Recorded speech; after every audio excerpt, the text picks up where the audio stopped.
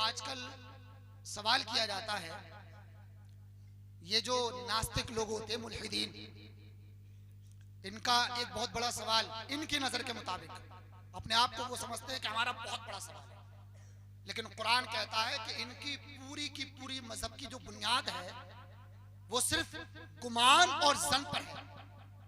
इन्हें भी अपने सवाल और अपने अकीदे पर यकीन नहीं है, ये भी जन और गुमान के अंदर रहते हैं। अब इनका जो एक सवाल होता है वो ये होता है, और वो ये कहते हैं कि दुनिया को किसी बनाने वाले ने नहीं बनाया है, बल्कि दुनिया खुद ब खुद वजूद में आई है।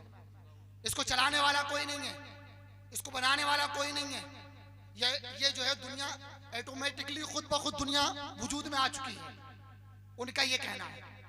लेकिन इसका जवाब हमारे इमाम आजम, जो तमाम इमामों के इमाम हैं, ये वो इमाम हैं कि जब इमाम शाफई भी अगर किसी मसले में उलझा करते थे तो वो भी इमाम आजम की बारगाह में आते थे, दुआ करते थे और अपने मसले का हल लेकर चले जाया करते थे। सुभान अल्लाह। इमाम आजम रहमतुल्लाह तआला अलैह का ऐसे ही एक शख्स से मुनाजरा तय हुआ, और जब मुनाजरा हुआ तो आप मुकर्रर वक्त से थोड़ा ताखीर करके पहुंचे। मुख्तसरन ये कि जब आप पहुंच गए तो उसने शोर मचाना शुरू किया कि आप तो अपने आप को बहुत बड़ा दीन का जो है वो लीडर समझते हैं, और आप तो फुला हैं, ये हैं, वो हैं, आप वक्त पर नहीं आए। तो इमाम आजम ने फरमाया कि मैंने एक अजीब और गरीब चीज देखी। वो कहने लगा क्या देखा?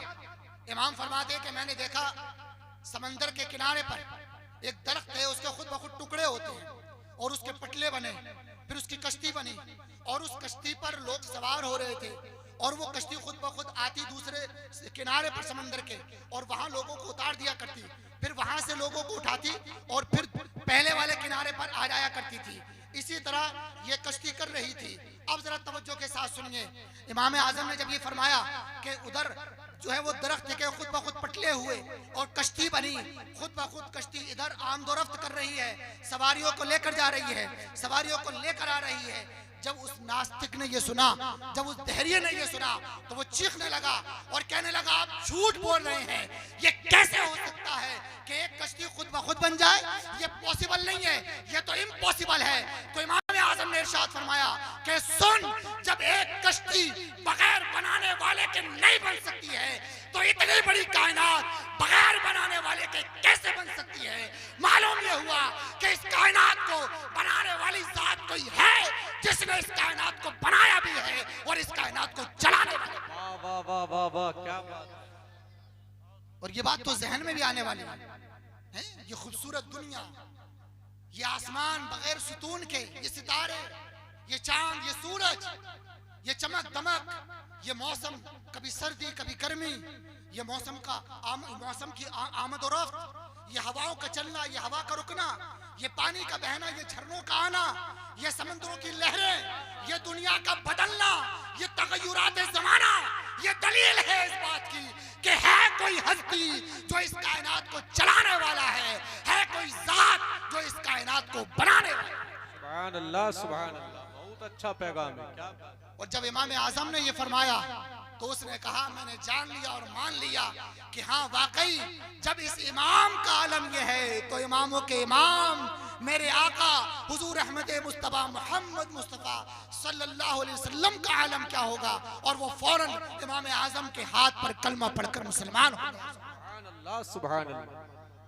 लेकिन इसके अलावा और भी बहुत सारे क्वेश्चंस हैं जो मुल्हिदीन करते हैं, इसीलिए हमने अल्हम्दुलिल्लाह ये इरादा किया है कि आने वाले जुमे से अपनी रजा मस्जिद के अंदर इंशाअल्लाह इसी मौजू पर रद्द इल्हाद पर इंशाअल्लाह 1 या 2 या 3 जुमा जब तक उनका रद्द हम करेंगे इंशाअल्लाह हर जुमे में रद्द किया जाएगा।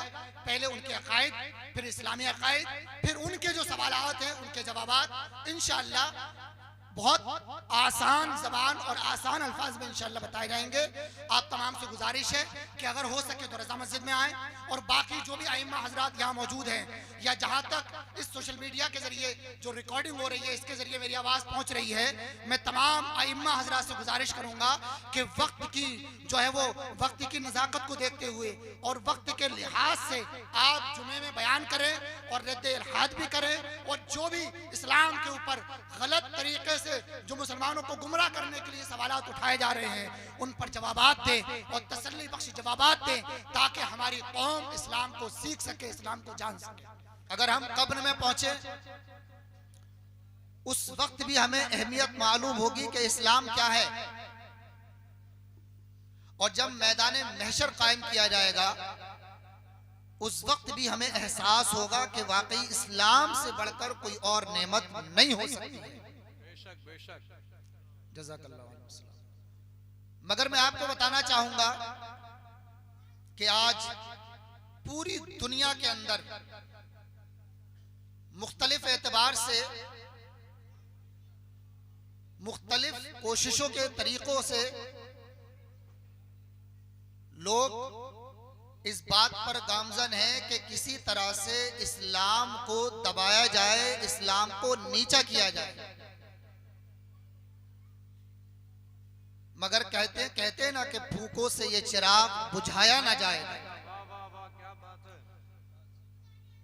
और ये साजिशें कोई नई साजिशें नहीं है, बल्कि जिस वक्त आमिना के लाल, मदीने के ताजदार हुजूर सरवरे कायनात सल्लल्लाहु तआला अलैहि वसल्लम की इस दुनिया में तशरीफ आवरी हुई और आप अलैहिस्सलातु वस्सलाम ने जब इस्लाम की दावत लोगों को दी, उसी वक्त से लोगों ने चाहा था कि इस्लाम को दबा दिया जाए, खत्म कर दिया जाए। यहां तक कि जब कुरान की आयात नाजिल होती तो अरब के जो अरबी जबान के माहिरीन थे वो कुरान के साथ इस्तेहजा करते और वो ये कहते कि ये कुरान अल्लाह की किताब नहीं है। तो कुरान में खुले तौर पर साफ तरीके से चैलेंज किया गया और कुरान ने कहा, इन कुंतुम फी रैबिम मिम्मा नज़्ज़लना अला अब्दिना फअतू बिसूरतिम मिन मिथलिही वदउ शुहदाअकुम मिन दूनिल्लाहि इन कुंतुम सादिकीन। अल्लाह फरमाता है, ए लोगों, अगर तुम शक में हो उस किताब के बारे में जो हमने अपने बंदे पर नाजिल की है, तो ला के दिखाओ उस किताब की जैसी कोई एक सूरत। और याद रखो कि तुम अकेले ना आना, बल्कि अपने जितने भी तुम्हारे हिमायती हैं उन तमाम को इकट्ठा करके लेके आना और कुरान के जैसी कोई एक छोटी सूरत ही लाकर दिखा दो। और फिर अल्लाह रब्बुल इज्जत ने खुद इरशाद फरमाया, व इन लम तफअलू वलन तफअलू। कुरान का एजाज देखें आप, किताबें तो बहुत आई हैं, बहुत किताबें लिखी गई और कयामत तक लिखी जाएंगी, मगर है कौले मोहम्मद, कौले खुदा, फरमान न बदला जाएगा। बदलेगा जमाना लाख मगर कुरान न बदला जाएगा। दुनिया के अंदर आज की तारीख में, बल्कि आज नहीं, जिस वक्त से कुरान नाजिल हुआ उस वक्त से लेके अब तक और आज से लेके कयामत तक, ये ऐसी बात बता रहा हूं जो बिल्कुल बदीही बात है, इस पर कोई दलील की जरूरत नहीं है। सबसे ज्यादा तमाम किताबों में पढ़ी जाने वाली अगर कोई किताब है तो वो कुरान है। सबसे ज्यादा याद की जाने वाली शुरू हर्फ से लेके आखिरी हर्फ तक सबसे ज्यादा अगर किसी किताब को याद किया जाता है तो वो भी कुरान है। उम्मत मोहम्मदिया के छोटे छोटे बच्चे पूरे कुरान को अपने सीनों का जुज़दान बना दिया करते हैं। तो जरा अंदाजा लगाओ कि जिस कुरान को अल्लाह ने ऐसा कर दिया कि छोटे छोटे बच्चे अपने सीनों को कुरान का जुज़दान बना लिया करते हैं, उस कुरान को कोई कैसे मिटा सकता है? और खुद कुरान में अल्लाह ने इरशाद खुद फरमा दिया, इन्ना नहनु नज़्ज़लना ज़िक्र व इन्ना लहू लहाफ़िज़ून।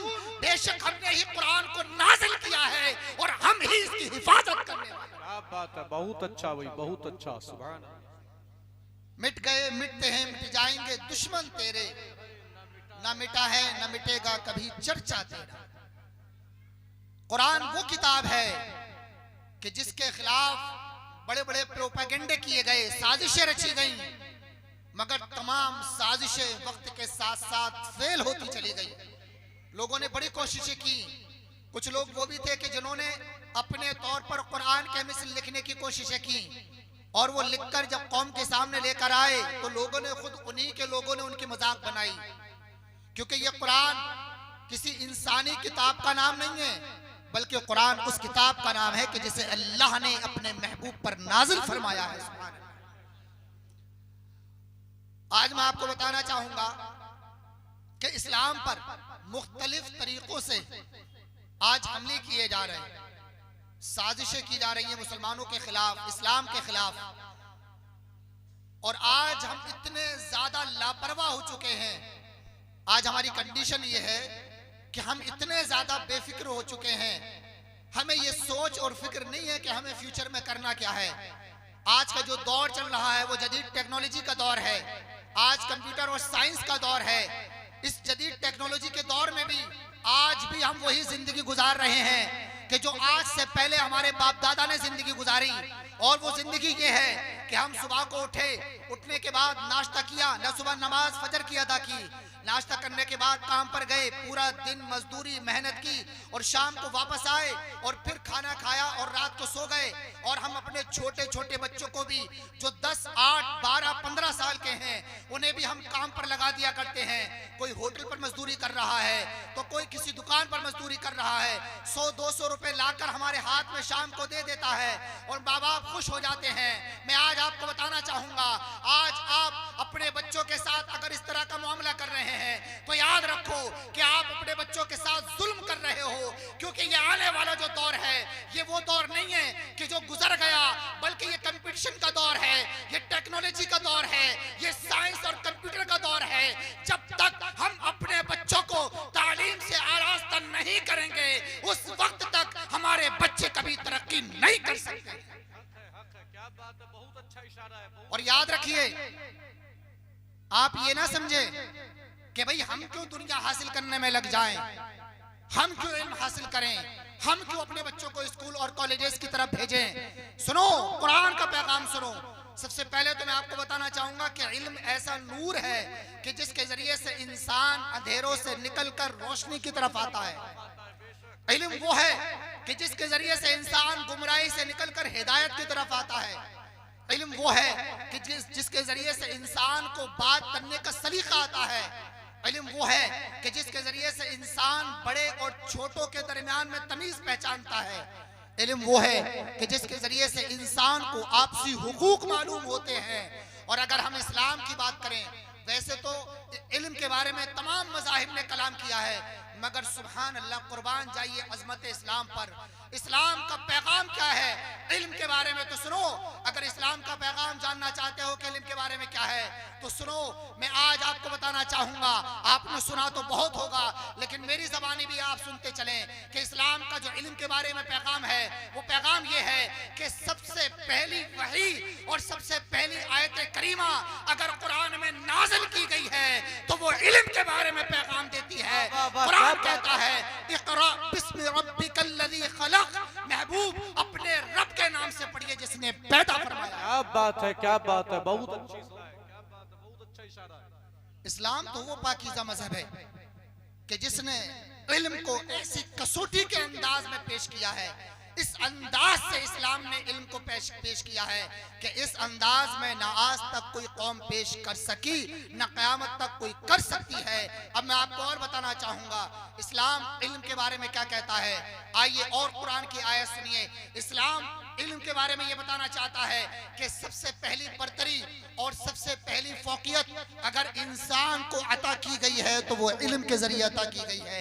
आइए मैं आपको लेकर चलना चाहता हूँ इस्लाम क्या कहता है इल्म के बारे में। हजरत आदम अलैहिस्सलाम को जब अल्लाह ने पैदा करना चाहा तो अल्लाह ने फरिश्तों से मशवरा किया और फरिश्तों से इरशाद फरमाया, ए फरिश्तों, मैं एक इंसान को पैदा करना चाहता हूँ। फरिश्ते कहने लगे, ए मौला, तू इंसान को पैदा करेगा जो दुनिया के अंदर खुरेजिया करेगा, जो दुनिया के अंदर फसाद फैलाएगा।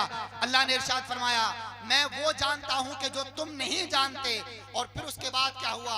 फिर उसके बाद ये हुआ कि अल्लाह ने हजरत आदम अलैहिस्सलाम को तमाम चीजों के नाम सिखा दिए। जोर से कहो सुभान अल्लाह। सुभान अल्लाह, सुभान अल्लाह। वअल्लम आदम अल अस्माअ कुल्लहा थुम्मा अरदहुम अलल मलाइका फक़ाल अंबिऊनी बिअस्माइ हाउला इन कुंतुम सादिकीन। क़ालू सुब्हानका ला इल्म लना इल्ला मा अल्लमतना इन्नका अंतल अलीमुल हकीम। अल्लाह रब्बुल इज्जत ने तमाम नाम जब आदम को सिखाए तो इरशाद फरमाया, ए आदम इन नामों को बताओ। हजरत आदम अलैहिस्सलाम ने उन नामों को बताना शुरू किया। अब उसके बाद अल्लाह ने वही नाम फरिश्तों को सिखाए और फरमाया कि अब तुम बताओ। फरिश्ते न बता सके। फिर अल्लाह ने फरमाया, क्या मैंने तुम्हें नहीं कहा था कि मैं वो जानता हूं जो तुम नहीं जानते। मालूम यह हुआ, इस्लाम ये बताता है कि इंसान को सबसे पहली जो फौकियत अता की गई है तमाम मखलूकात पर, तो वो इल्म के जरिए अता की। सुभान अल्लाह, सुभान अल्लाह। इल्म के बारे में अगर मालूम करना है तो इस्लाम से पूछो कि इस्लाम में इल्म की कितनी अहमियत है। जंग बदर का मौका था। अल्लाह के रसूल सल्लल्लाहु तआला अलैहि वसल्लम ने जितने कैदी आए थे उन तमाम को एक जगह जमा किया, सहाबा इकराम को इकट्ठा किया और मशवरा करने लगे कि इनके साथ क्या मामला किया जाए। आखिर में यह फैसला हुआ कि इनसे फिदिया लेकर, कुछ टैक्स लेकर और इनको रिहा कर दिया जाए। लेकिन कुछ लोग ऐसे भी थे कि जिनके पास देने के लिए कोई पैसा नहीं था। तो अल्लाह के रसूल अलैहिस्सलातु वस्सलाम ने यह हुक्म दिया कि जो तुम में से इल्म वाला है, जिसके पास इल्म है, वो हमारे बच्चों को तालीम दे ले, उसके बदले में तुम्हें रिहा कर दिया जाएगा। जोर से कहो सुभान अल्लाह, सुभान अल्लाह, सुभान अल्लाह। अल्लाह के रसूल ने बताया कि तालीम की अहमियत क्या है। और सुनो, इस्लाम तालीम के बारे में क्या कहता है।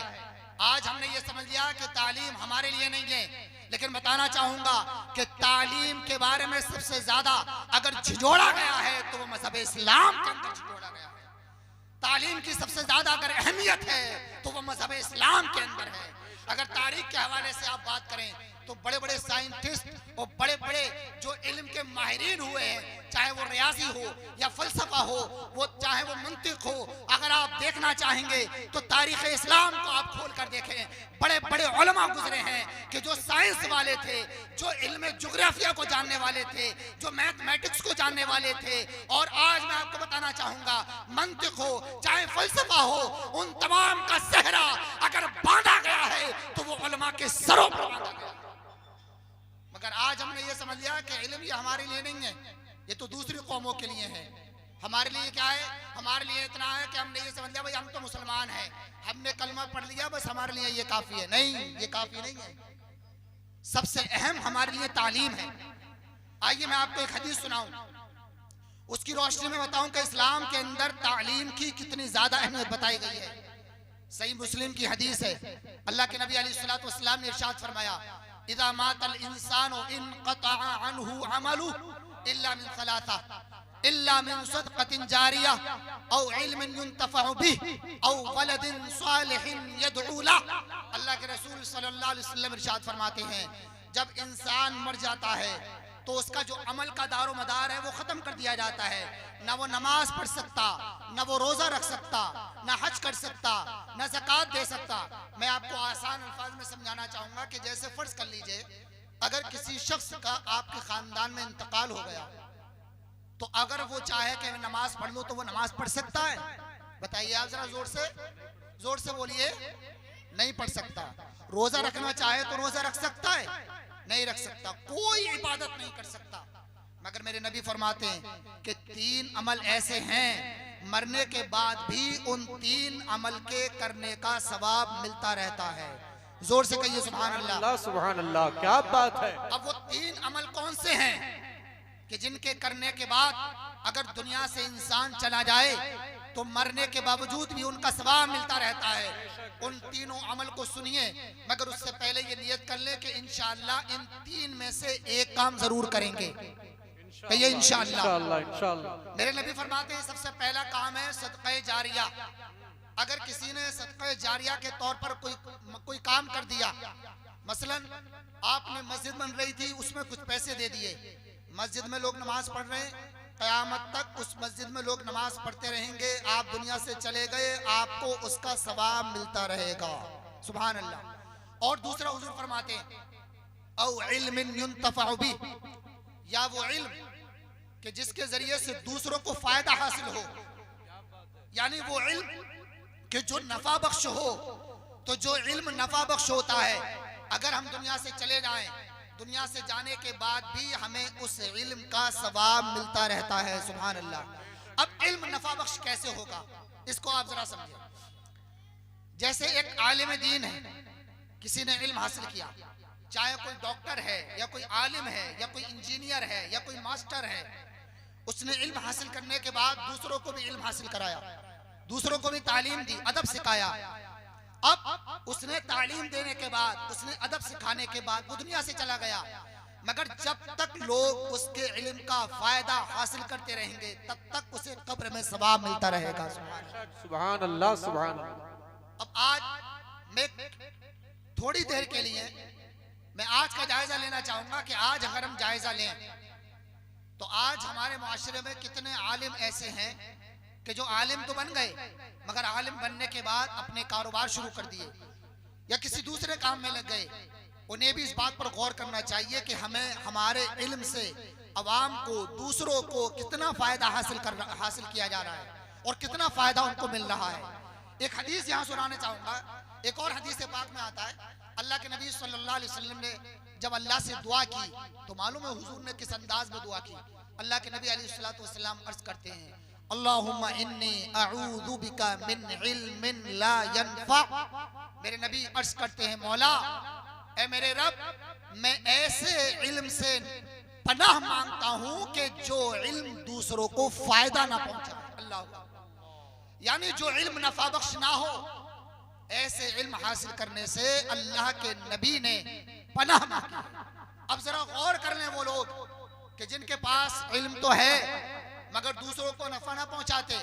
अगर इल्म होने के बावजूद आप दूसरों को नफा नहीं पहुंचाते तो इसका मतलब ये है कि ये आपका जो इल्म है ये आपको भी फायदा नहीं पहुंचाएगा। अब जो आलिम है उन्हें भी चाहिए, चाहे वो अपना कारोबार करें या कुछ भी काम करें, आप जो जायज तरीके से आप चाहे तो रिस्क हासिल करें, मगर जो इल्म आपने हासिल किया है वो इल्म आप दूसरों को भी पहुंचाएं। कम से कम इतना कर लें कि हफ्ते में या महीने में या 15 दिन में या 10 दिन में या रोजाना कम से कम 1 घंटा आधा घंटा लोगों को दर्स दें और लोगों को सिखाएं कि दीन क्या है, मजहब इस्लाम क्या है। आज हमारा मुआशरा इतना ज्यादा बिगड़ता जा रहा है कि आज हमें ये मालूम ही नहीं है कि मजहब इस्लाम क्या है। आज हमें ये एहसास ही नहीं है कि इस्लाम हमें किन बातों का हुक्म दे रहा है और किन बातों से रोक रहा है।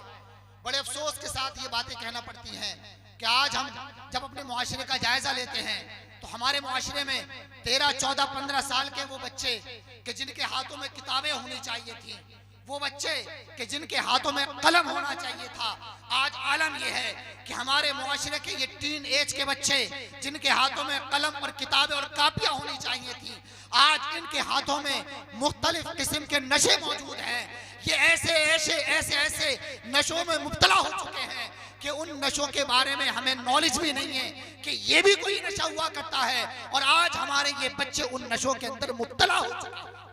वजह यह है कि हमने अपने बच्चों की तरफ तवज्जो ना करी। काश हमने जिस वक्त हमारा बच्चा गलत फेल की तरफ जा रहा था उसी वक्त अगर हमने तवज्जो कर ली होती तो आज ये दिन हमें देखना ना पड़ता। जो हमारे बच्चे बिगड़ रहे हैं इसमें बहुत बड़ा हाथ माँ बाप का भी है। माँ बाप को भी सोचना चाहिए कि हमारे बच्चे दिन रात कहाँ गुजार रहे हैं। अगर माँ बाप ये तवज्जो ना करें कि हमारे बच्चे दिन रात कहाँ गुजार रहे हैं तो याद रखिए कि फिर ये बच्चे आपके हाथ में कभी नहीं रहेंगे, बल्कि ये आपके बच्चे जरूर बिगड़ जाएंगे। और आज जो नशे के आदी हमारे बच्चे हो गए, इसमें बहुत बड़ा किरदार माँ बाप का भी है कि माँ बाप ने तवज्जो ना करी। अगर माँ बाप सख्ती करते बच्चों के ऊपर, कहते हैं कि बच्चा जो होता है बचपन में वो बिल्कुल सादा कागज की तरह होता है, उस पर आप जो चाहे लिख सकते हैं। अगर जैसे आपने सुना होगा बचपन में कि जब एक चोर ने एक अंडा चुराया तो उसकी माँ ने उस अंडे को लेकर पकाया और उसको खिलाया, और इसी तरह वो धीरे धीरे चोरी करता गया। और एक दिन वो हुआ कि वो एक बड़ा डाकू बन गया, और फिर एक दिन उसे पुलिस ने पकड़ लिया। जब उसको फांसी देने का नंबर आया, उससे पूछा गया तेरी आखिरी ख्वाहिश क्या है, तो उसने कहा कि मैं अपनी माँ से एक बात कहना चाहता हूँ। जब उसकी माँ को बुलाया गया तो उसकी माँ अपनी माँ के कान के करीब जब वो पहुंचा तो उसने अपनी माँ के कान में बड़ी जोर से काटा, उसकी माँ चीखने लगी। जब उससे पूछा गया कि आखिरी वक्त में अपनी माँ को तकलीफ देकर क्यों तू जाना चाहता है, तो उसने कहा आज अगर मुझे फांसी दी जा रही है तो उसमें सबसे बड़ा हाथ मेरी माँ का है, इसलिए कि जब मैंने पहली मर्तबा चोरी की थी अगर उसी वक्त मेरी माँ ने मुझे मारा होता, डांटा होता और मुझे समझाया होता तो आज ये नौबत ना आती। आज हम अपने माँ बाप, जो हमारे बच्चों के माँ बाप हैं, गौर करें इस बात पर कि हमारे बच्चे जो बिगड़ते जा रहे हैं इसमें कहीं ऐसा तो नहीं है कि हमारी भी गलतियां हैं। अगर हमारी गलती है तो अभी भी वक्त है कि बच्चों को वक्त दीजिए, बच्चों को टाइम दीजिए, उनको समझाइए। कहते हैं कि सबसे पहला जो दर्शगा होती है माँ बाप की तरफ से वो माँ की गोद हुआ करती है बच्चों की। क्या बात है, बहुत अच्छी सलाह है। मगर आज माओ ने मोबाइल को ऐसा अपने लिए आदी बना लिया है कि बच्चे जब रोने लगता है तो उसको छुपाती नहीं है, बल्कि उसके हाथ में मोबाइल दे दिया करती है। वो बच्चा के जो 2 साल का है, जो 1.5 साल का है, उसकी मोबाइल देखने की आदत बचपन से ही लगा दी। माँ आजाद रहना चाहती है। ये वो बातें हैं कि जो दिल में चुभती हैं, मैं आपके सामने रखना चाहता हूँ। आज हमारा मुआशरा किस कदर बिगड़ता जा रहा है और आज आप देखें पूरी दुनिया मुसलमानों की दुश्मन है। हदीस पाक में आता है, मेरे नबी ने इरशाद फरमाया एक वक्त वो आएगा कि जिस वक्त पूरी दुनिया मुसलमानों के लिए ऐसे दुश्मन हो जाएगी, जैसे ऐसे लपकेगी जैसे कोई भरे हुए खाने से प्याला जो हुआ करता है उसकी तरफ कोई भूखा लपकता है कि मुझे फौरन मिल जाए। यही आलम पूरी दुनिया का होगा कि मुसलमानों को इस तरह से ज़ेर करना चाहेंगे और आज वो कंडीशन हो चुकी है।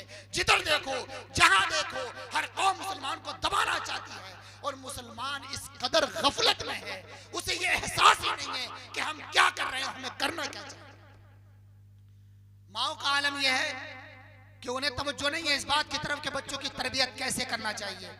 अरे हजरत फातिमा ज़हरा रज़ियल्लाहु ताला अन्हा, वो हजरत फातिमा कि जब पूरी रात इबादत में गुजारा करती और जब सुबह फजर की नमाज अजान हुआ करती तो अर्ज करती, ए मौला तूने ऐसी लंबी रात क्यों ना बनाई कि तेरी फातिमा खुल के इबादत कर। क्या बात है।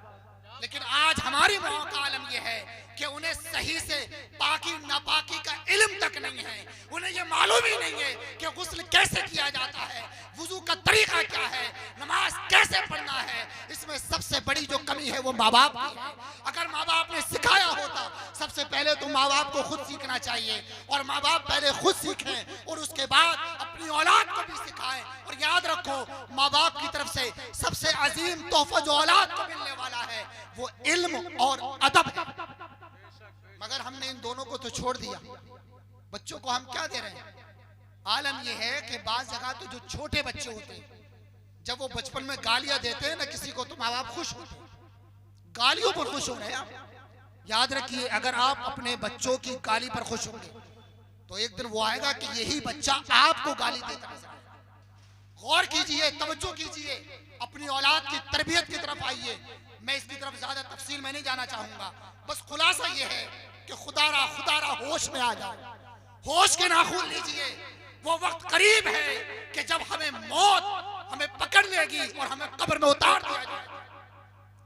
और जब मैदान महशर कायम होगा, जब औलाद के बारे में सवाल होगा, और अल्लाह के रसूल अलैहिस्सलातु वस्सलाम फरमाते हैं, कुल्लुकुम मसऊल व कुल्लुकुम मसऊलुन अन रइयतिही।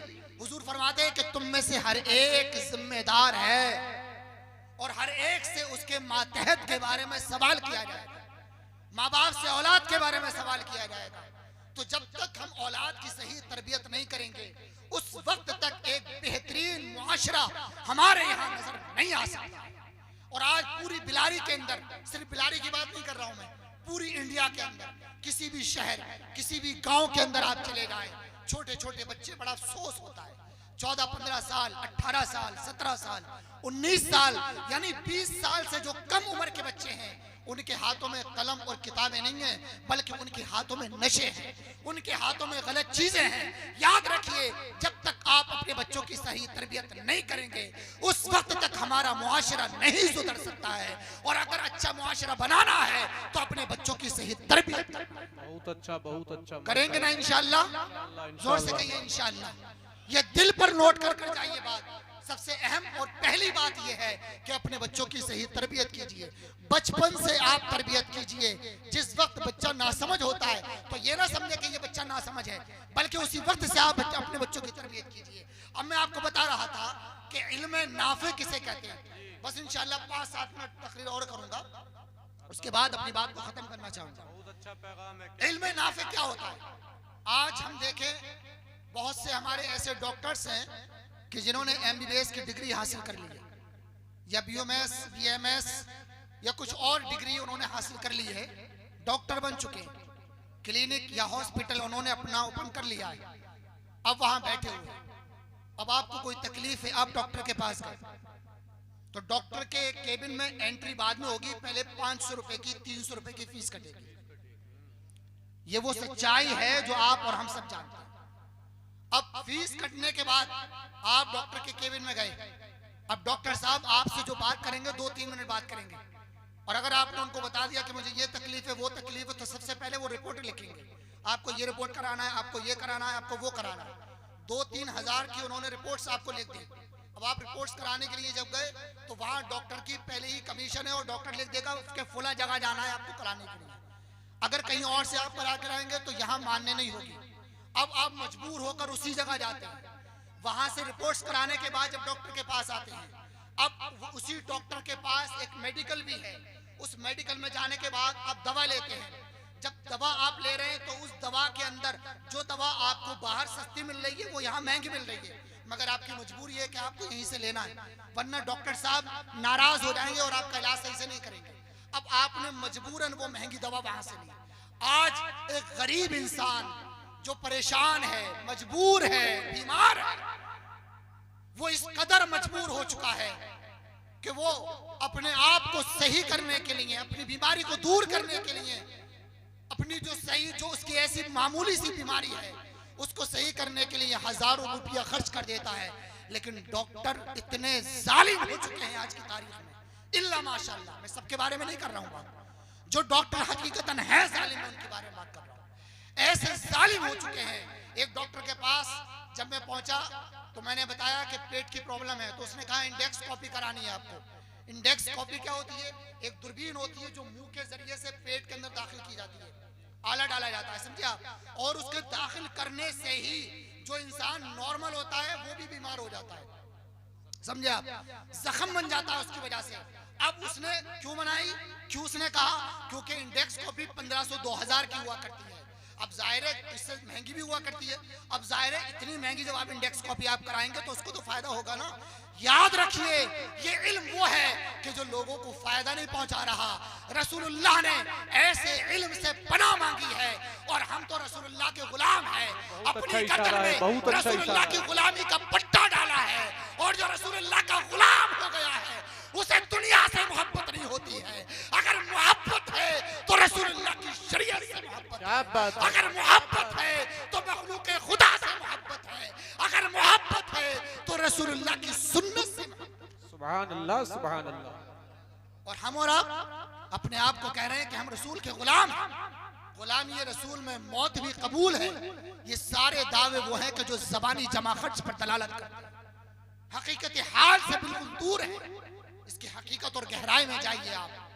मैं ऐसे डॉक्टर्स से गुजारिश करूंगा कि खुदारा होश में आओ, और मैं आप तमाम से गुजारिश करके जाना चाहता हूं कि आप ये अहद कर लें, मैं आपसे गुजारिश कर रहा हूं, आप मेरे भाई हैं, ये आप अहद करें इस महफिल के अंदर कि इंशाअल्लाह हम अपने बच्चों को आला तालीम हासिल कराएंगे। कहिए इंशाअल्लाह। अपने बच्चों को डॉक्टर बनाएंगे, इंजीनियर बनाएंगे, आला से आला तालीम हासिल कराएंगे, मगर 2 शर्तों के साथ। पहली शर्त यह है कि हम अपने बच्चों को चाहे किसी भी फील्ड में भेजें जो शरीय एतबार से जायज है, तालीमी एतबार से, लेकिन उससे पहले हम अपने बच्चों को ये बताएंगे कि मजहब इस्लाम क्या है, इस्लाम के अंदर हलाल क्या है और हराम क्या है, ये अपने बच्चों को तालीम देंगे। उसके बाद ही हम अपने बच्चों को दूसरी यूनिवर्सिटीज और कॉलेजेस में भेजेंगे। वरना अगर हमने ऐसे ही अपने बच्चों को भेज दिया और उन्हें ना बताया कि इस्लाम क्या है, उन्हें ना बताया कि हलाल और हराम क्या है, तो याद रखिए कि फिर ये आपके बच्चे आपके हाथों से निकल जाएंगे।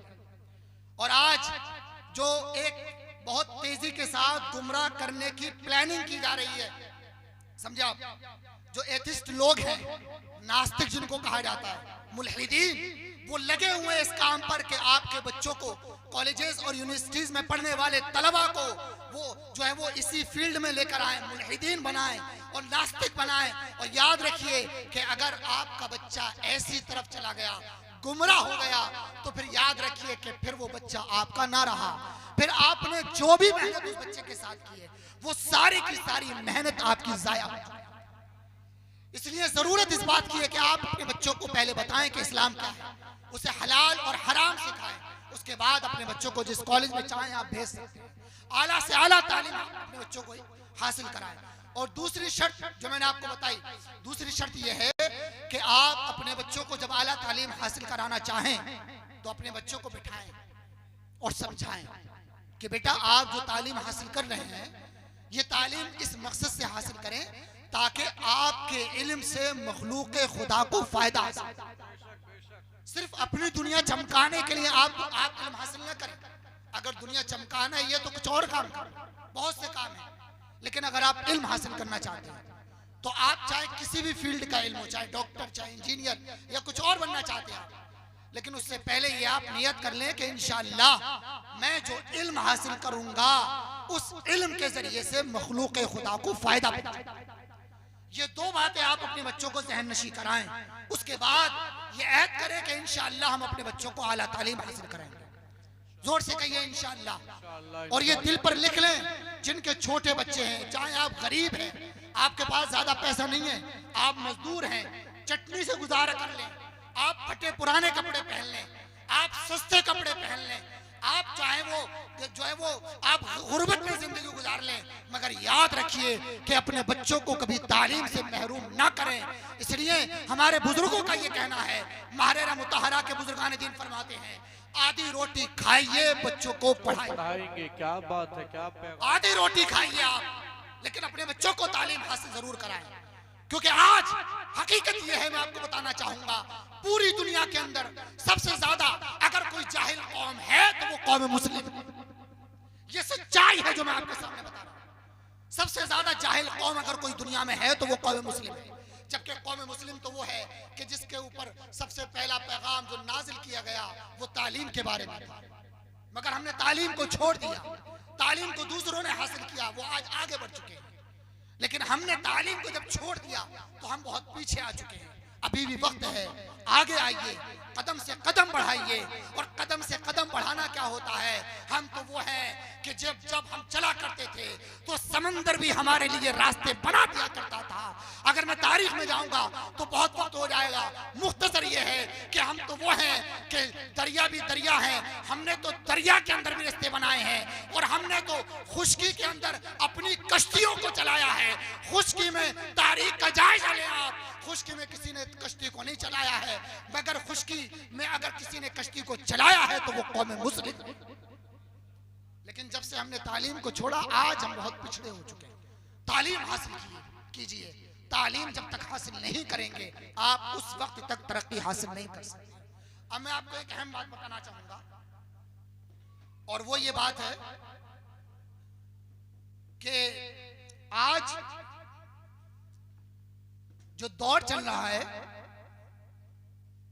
मुल्हिदीन जिनको नास्तिक कहा जाता है, इंग्लिश में एथिस्ट बोलते हैं उनको, वो सिर्फ इंडिया नहीं बल्कि पूरी दुनिया के अंदर अलग अलग जगहों पर है।